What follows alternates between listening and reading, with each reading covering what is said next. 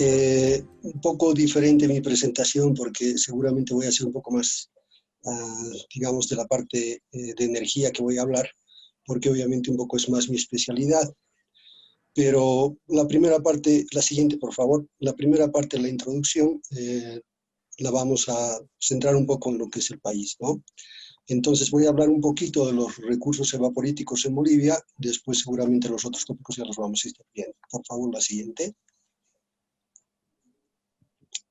Bueno, todo el mundo conoce el tema del Salar de Uyuni y es siempre el punto de referencia en Bolivia, pero solo comentar de que si bien este es uno de los salares más grandes del mundo, que tiene casi 10.000 kilómetros cuadrados de área superficial, en Bolivia hay otros bastantes salares relativamente importantes y con concentraciones de litio relativamente también importantes. De hecho, la política nacional boliviana, a diferencia de otras, por lo menos estos últimos 14 años, ha centrado como un recurso estratégico y ha hecho de que se desarrolle desde el Estado toda, digamos, un proceso de industrialización que lo voy a mostrar un poquito, ¿no? Y que con una previsión al futuro de la misma forma, ¿no? Que pese a que seguramente ahora estamos en un proceso de elecciones que viene pronto, la política con relación al litio no va a cambiar. En realidad, seguro que va a darle continuidad cualquiera sea el gobierno que entre. La siguiente, por favor. El Salar de Uyuni, lo interesante que tiene evidentemente es que, como uno podrá ver, sus concentraciones de litio no son regulares, como en todos los salares, y hay ciertas zonas donde la concentración es un poco más alta. Eso ha hecho de que la empresa que actualmente está encargada del tema de industrialización, que es la empresa de yacimientos de litio boliviano, sitúe justamente, digamos, en la parte más del norte la planta, ¿no? Que es lo que vamos a ir viendo, las plantas vinculadas a evaporíticos. La siguiente, por favor. Uno de los grandes problemas que tenemos nosotros en Bolivia, a diferencia de lo que ocurre en Chile o en la Argentina, y fundamentalmente en el Salar de Uyuni, es que justamente la relación, como podrán ver ahí, de magnesio-litio es muy alta, casi 20, algo que no ocurre casi en muchos de los salares. Y este tema de la relación magnesio-litio ha generado precisamente un gran problema. La siguiente, por favor. El método tradicional que uno encuentra de extracción del litio es habitualmente precisamente por piscinas solares, que creo que todo el mundo conoce también esto, y es porque teóricamente a través de la evaporación del agua uno puede ir concentrando las diferentes sales, ¿no? Para llegar a obtener diferentes productos intermedios, ¿no? Hasta llegar a tener un producto altamente concentrado en litio, el cual es tratado habitualmente para producir el carbonato de litio. Bolivia, más o menos el 2009, pues inició primero también, la siguiente por favor, con este proceso y viendo fundamentalmente procesos tradicionales que se hacen en otros salares, ¿no? Como el tema de Chile o Argentina. Lo que ha pasado es que en este tipo de tratamiento que generalmente permite llegar, digamos, en la última etapa al cloruro de litio y después con un tratamiento posterior al carbonato de litio, que es muy, digamos, rentable económicamente por el concepto de la utilización de la energía solar como fuente energética para la producción del carbonato. El mayor problema es que en la primera etapa uno lo que tiene es una cosa que se llama encalado, que básicamente es la eliminación del magnesio por un proceso de reacciones químicas. Lastimosamente en Bolivia, por la alta concentración de magnesio, cuando uno hace este proceso de encalado, se produce un hidróxido que es completamente, digamos, intratable por estas altas concentraciones de magnesio. En otros países, obviamente, estas concentraciones son bajas y es mucho más fácil trabajarlo y procesar. Entonces, después de un proceso de los primeros 3 años, más o menos del 2009 hasta el 2013, digamos, se intentó resolver mucho este problema. Lastimosamente, este proceso tradicional no mostró resultados adecuados, ¿no? De ser aplicable en nuestro salar, por eso se buscó otras alternativas. La siguiente, por favor. Entonces, a diferencia de la ruta tradicional, lo que ha ocurrido en Bolivia es que en realidad no se lo precipita al principio al magnesio, más bien se lo deja, y según las concentraciones que uno va jugando por estos precipitados en diferentes piscinas, como habíamos visto hace rato, lo que uno puede encontrar es que al final, en la última etapa, en realidad lo que se tiene no es un cloruro por el proceso, por la ruta de los cloruros, sino más bien es un sulfato de litio. Y este sulfato de litio, como podrán ver ahí ustedes en la última etapa, es el que en Bolivia se está trabajando para, a través de un proceso tradicional, pasarlo a carbonato de litio. Seguiremos, por favor. La siguiente. En resumidas cuentas, digamos, la empresa de ILB lo que ha hecho es hacer todos estos estudios a nivel primero piloto y ha producido en primera instancia una planta piloto de cloruro de potasio, que es la que se produce en un camino intermedio, y finalmente en la última etapa, a partir del sulfato de litio, la planta de carbonato de litio. Este modelo de trabajo en realidad ha pasado por las escalas piloto, actualmente está ya funcionando la planta industrial de cloruro de potasio y la planta de carbonato de litio para 15.000 toneladas de carbonato de litio está también ya construyéndose. Teóricamente debería haberse entregado este año, pero lastimosamente ustedes saben que por tema del COVID y todo esto se ha retrasado y asumo yo, y creo que todo el mundo más o menos, que el próximo año será entregado. A diferencia de los procesos tradicionales, algo que también ocurre aquí es que la solución final, después de estos tratamientos, tiene todavía bastante contenido de litio. A esto en Bolivia se le ha llamado salmuera residual y es una salmuera que, gracias a su alto contenido de litio y más aún se ha concentrado el litio por el proceso que se ha hecho ahí, permite visualizar la posibilidad de hacer otro tratamiento, y un tratamiento que debe permitir, según la política nacional, la producción del hidróxido de litio. Entonces, lo que estoy diciendo es que, digamos, hasta el momento, todo el desarrollo que se ha logrado a nivel piloto y a nivel ya de plantas industriales, ha logrado el reto que al principio se puso en el país de la producción de carbonato de litio, y optimistamente la planta que va a permitir producir casi 15.000 toneladas la vamos a estar teniendo funcionando el próximo año. Pero esta salmuera residual, según la política y las leyes en Bolivia, permite de que cualquier otra empresa extranjera ahora trabaje con este subproducto. De hecho, hace un par de años lo que se ha hecho es abrir convocatorias y lo que se ha tenido es asociaciones con una empresa para hacer ya la producción de hidróxido de litio. Lastimosamente esto está parado, o sea, la planta para el hidróxido de litio a partir de la salmuera residual, pero sigue estando la política ahí y seguramente en el próximo periodo vamos a entrar con esto al futuro. La siguiente, por favor. Esta es una imagen a partir de la memoria de la ILB que la pueden encontrar en el internet. Este es lo que está ya instalado, construido, que es la planta de cloruro de potasio. La siguiente, por favor.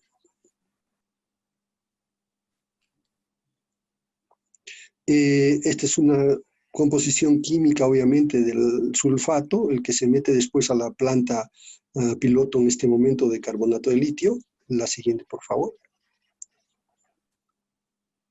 Y como habíamos dicho, tenemos la planta de carbonato de litio y de acuerdo a todo el proceso que se ha hecho a nivel de la ILB, se ha empezado a trabajar con el carbonato de litio en una planta piloto de producción de electrodos. Por lo tanto, Bolivia dispone de la planta de producción de electrodos. También tenemos, a partir de esta planta piloto de producción de electrodos se ha puesto la planta piloto de baterías y por lo tanto estamos produciendo como país, digamos, baterías para, entre comillas, celulares y baterías para bicicletas, ¿no?, chiquititas. De todas formas, esto es una experiencia a nivel piloto fundamentalmente y es un proceso que permite digamos, a la gente de Bolivia consolidar un tipo de know-how, un tipo de conocimiento y de comprensión de lo que implica estos procesos industriales. De hecho, en el gráfico lo que podemos ver hacia el lado izquierdo es lo que hemos ido haciendo nosotros, o sea, a partir de lo que se muestra ahí, que es la salmuera, se han desarrollado las piscinas, después hemos logrado el sulfato de litio, con eso el carbonato de litio. Actualmente con ese carbonato de litio procesado y purificado estamos produciendo electrodos, y estos electrodos como país estamos también produciendo en la planta piloto pequeñas baterías. Una cosa importante es que estas baterías que inicialmente eran para bicicletas, las hemos adaptado como país y las estamos utilizando para sistemas fotovoltaicos. Al otro lado, lo que uno puede ver es lo que queda. Lo que queda es, de este tema del Salar de Uyuni, queda el tema de la salmuera residual, la política nacional promociona a que con otras empresas, ¿no? Con otras empresas uno pueda producir hidróxido de litio. Además, este hidróxido de litio debe llegar a la pureza adecuada para que además nos asociemos como país con otras empresas para la producción de cátodos y finalmente, si es que es posible, según la política nacional, en algún momento baterías. De hecho, esto más o menos estaba establecido hasta hace un año, pero en este momento esto está un poco parado por precisamente todas las consecuencias. Bueno, primero por un lado, por el tema de que tenemos un nuevo proceso eleccionario en Bolivia y nuevo presidente seguramente hasta fin de este año, y veamos cómo se maneja esto. Pero lo que sí quisiera hacer notar es que las leyes que ya existen para esta estructura difícilmente van a cambiar, porque estas leyes no es que hayan sido un éxito del gobierno estrictamente, sino más bien son un éxito de la población, ¿no? Del pueblo boliviano, que en su momento han peleado para que estas leyes consoliden como un concepto estratégico lo que es el litio y se consolide en un concepto de que hay un nivel de producción local, 100% local hasta carbonato, y a partir de residuos o productos complementarios se puede ir teniendo asociaciones con otras empresas. Estas asociaciones, según la normativa actual por lo menos, es 51% la ILB y 49% empresas extranjeras para precisamente la producción de estos otros productos de valor agregado. La siguiente, por favor. Esta es una imagen de la planta piloto de carbonato de litio, como se puede ver ahí, y por el otro lado la planta de piloto de electrodos de litio. La siguiente, por favor.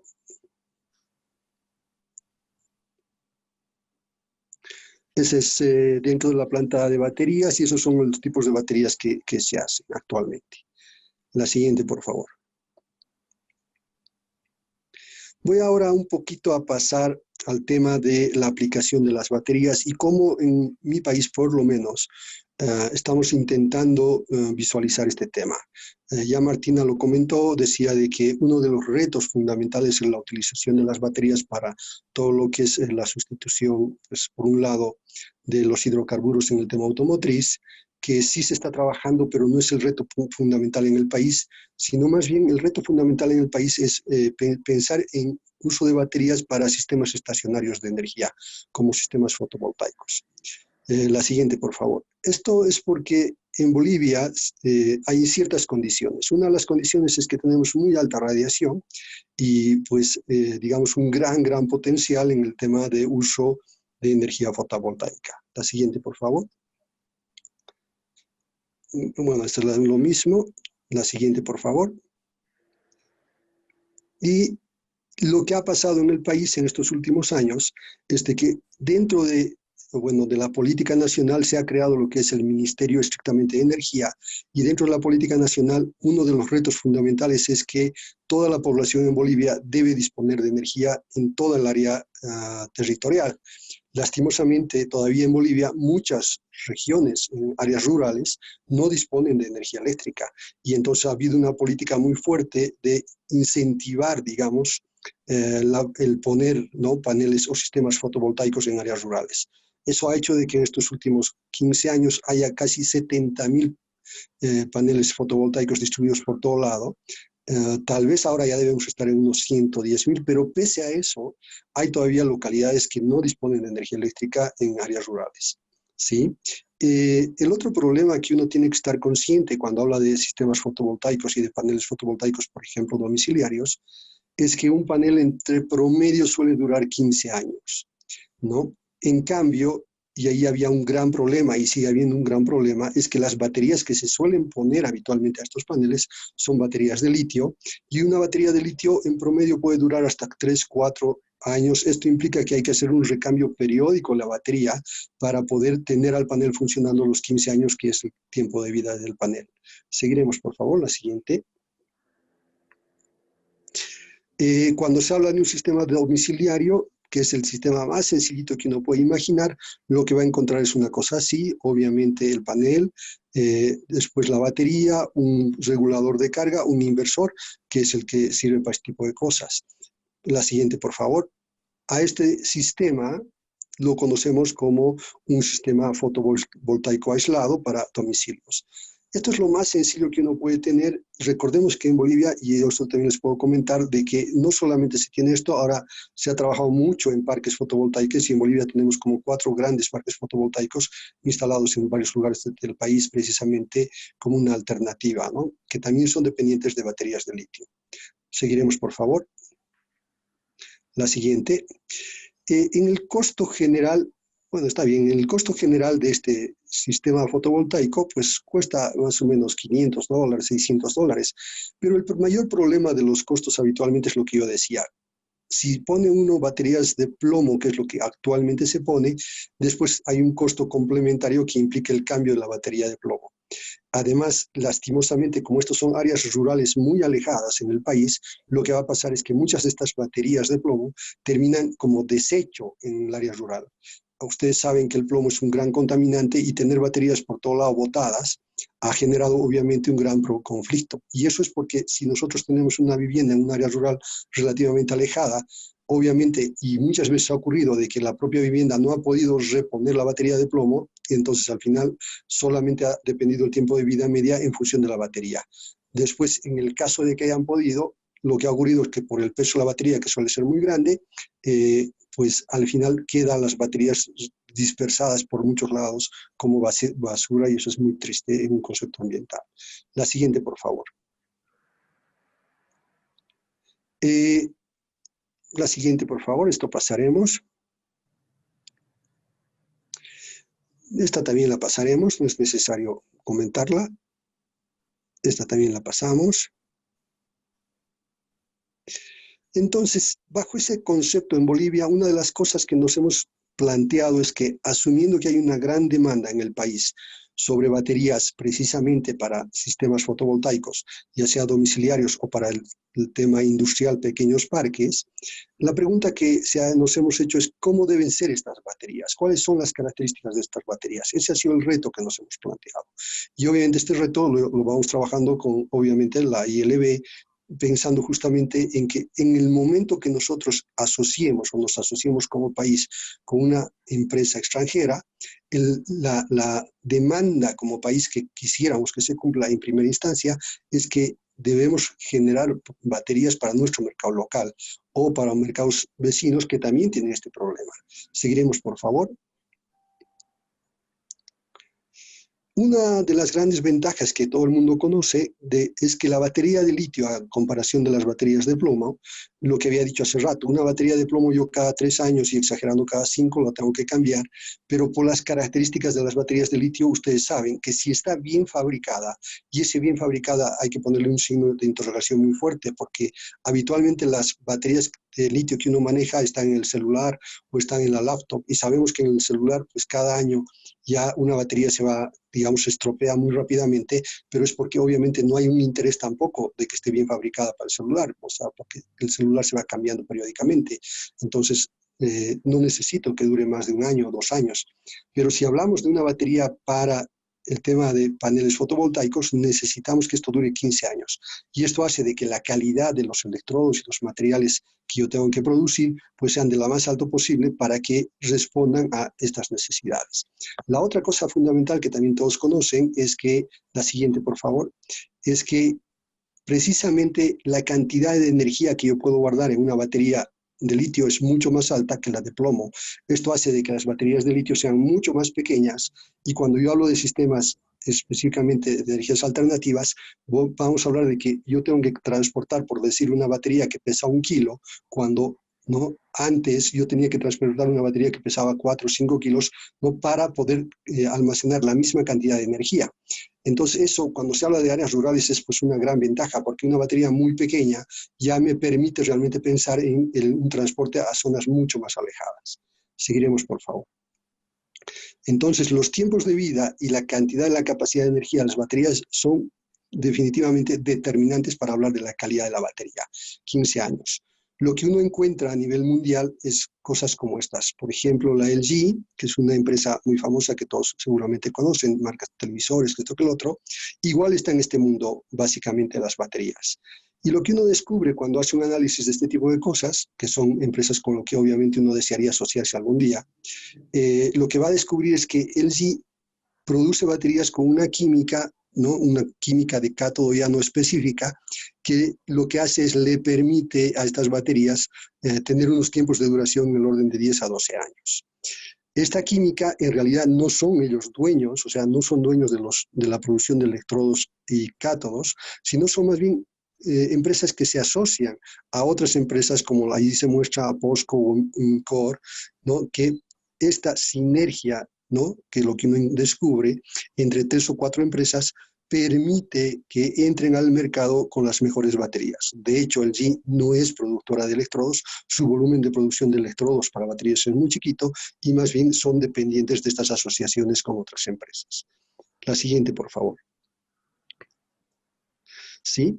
El reto que uno se hace siempre, y es lo que ahí se puede ver un poquito, es, claro, si yo hago una batería para una aplicación fotovoltaica, esta batería, para que me dure 15 años, me tiene que cumplir ciertas condiciones para que en ese uso de los 15 años, básicamente la batería no pierda capacidad, ¿no? Y entonces se hace un montón de estudios y evaluaciones precisamente con ese tipo de reto. La siguiente, por favor.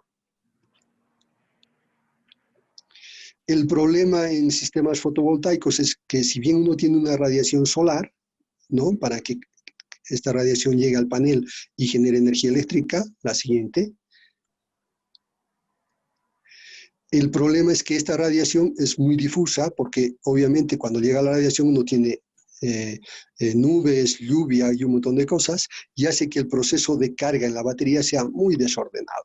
Entonces durante el día cuando uno va cargando, en la batería en realidad lo que va a tener es este tipo de problemas y hace que la calidad del proceso de carga no sea una, digamos, velocidad constante y voy a tener mucho desorden, ¿no? Este tipo de líos obviamente hace que la batería se envejezca mucho más rápido de lo que uno esperaba. Seguiremos, por favor. La siguiente. LG ha hecho, en realidad, con toda la experiencia que tiene, selección de algún tipo de electrodo específico, ¿no? Que se conoce como NCM, que son un tipo de electrodos dentro de la química, digamos, de baterías de los mejores que existen actualmente en el mundo, y precisamente son este tipo de electrodos los que está utilizando este tipo de empresa. A mí, y creo que a todo el mundo, nosotros como Bolivia, lo que queda en la cabeza es, si nosotros quisiéramos hacer estas baterías, estamos seguros de que deberíamos pensar en este tipo de electrodos. Entonces, cuando yo he mostrado la ruta como país que tenemos que seguir para pensar en qué tipos de electrodos vamos a fabricar, con quién nos vamos a asociar, para qué nos vamos a asociar, las respuestas son como este tipo de cosas. Empresas gigantes como estas han focalizado su experiencia en tipos de electrodos de tipo de níquel, cobalto, manganeso, por eso es NCM, y este tipo de electrodos actualmente en el mercado mundial son los que pretenden ser los líderes específicamente en el tema de sistemas de energías estacionarias. Seguiremos, por favor. La siguiente. No es solamente tener el electrodo, como podemos ver ahí, sino que hay que tener toda una tecnología para el tema de celdas, para el tema de empaquetamiento y para el tema ya para llegar a una aplicación específica. La experiencia que vamos ganando como país en la planta piloto de ensamblado de baterías nos debe permitir ir comprendiendo este tipo de condiciones que son necesarias al futuro. Vamos, la siguiente, por favor. Lo mismo, si uno agarra a otra empresa mundialmente reconocida, que es la BID, lo que va a descubrir es que en esta empresa no están utilizando los mismos electrodos, sino son más bien los electrodos tipo fosfato hierro-litio, que se muestran ahí como LFP, y exactamente hacen lo mismo, o sea, tienen una planta de producción del FP, después todo el tema del ensamblado lo han optimizado y este tipo de cosas, y siempre en el tema del reto de que estas baterías tienen que ser tan eficientes para durar 15 años. Más aún, o sea, uno imagina esto y piensa, pucha, toda una tecnología muy compleja, que esto, que el otro, pero imaginen ustedes que cuando yo hablo ya de una batería para automóvil, en realidad yo paso de 15 años a unos 25 años. ¿Por qué? Porque en realidad las baterías en los automóviles son terriblemente caras, hacen casi el 70% del costo del automóvil. Entonces yo no puedo estar cambiando la batería del automóvil cada vez como lo hago cuando tengo una batería de plomo. Entonces en autos eléctricos, fíjense, la tecnología se vuelve todavía mucho más sofisticada si yo quiero producir una batería para automóvil, porque tengo que garantizar de que unos 20 o 25 años esta batería me va a funcionar para el automóvil. La siguiente, por favor. Y hay muchos parámetros, ¿no? Como ahí uno podrá ver, que se deben cumplir para que sea eficiente, obviamente, la batería, ¿no? Ahí están caracterizados y esto es reconocido. Y estas empresas justamente se dedican muchísimo, muchísimo a hacer este tipo de cosas. Seguiremos, por favor, la siguiente. Esto también pasaremos nomás, es lo mismo que ya hemos mencionado. Y lo que uno va a encontrar desde una visión, digamos, más de investigación es que estas empresas tienen muchas patentes.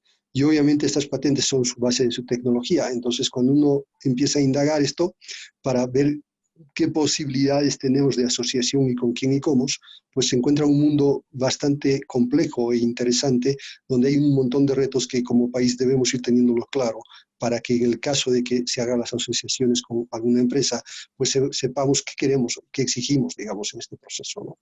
La siguiente, por favor. Finalmente, voy a comentarles un poquito las condiciones en general. La siguiente. Nosotros ya desde la universidad lo que hacemos es estudiar el sistema completo, o sea, vamos cogiendo, tenemos paneles instalados, hemos hecho la construcción de este tipo de sistemas y lo que nos interesa obviamente es ver el envejecimiento en la batería. Recuerden que lo que he dicho, que el reto fundamental es 15 años de duración y para eso obviamente hay que estudiar muchos parámetros. La siguiente, por favor. Este es uno de los mayores problemas. En realidad, la capacidad de carga en los primeros años se pierde mucho. Eso quiere decir que si antes tenía 100% de su capacidad de carga, pues básicamente en el primer año casi un 7-8% de la capacidad de carga pierde y se va perdiendo periódicamente. De hecho, una batería, si no es óptima, en los primeros 10 años puede estar llegando solamente a tener una carga del 50%. Y eso es muy, muy, muy terrible si uno quiere hablar de la capacidad de carga. La siguiente, por favor. Para tener una idea clara, en general, una batería básicamente tiene un cátodo, tiene un ánodo y lo que tiene es un proceso de difusión de iones litio.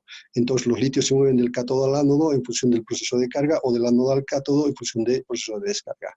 Seguiremos, por favor. La siguiente.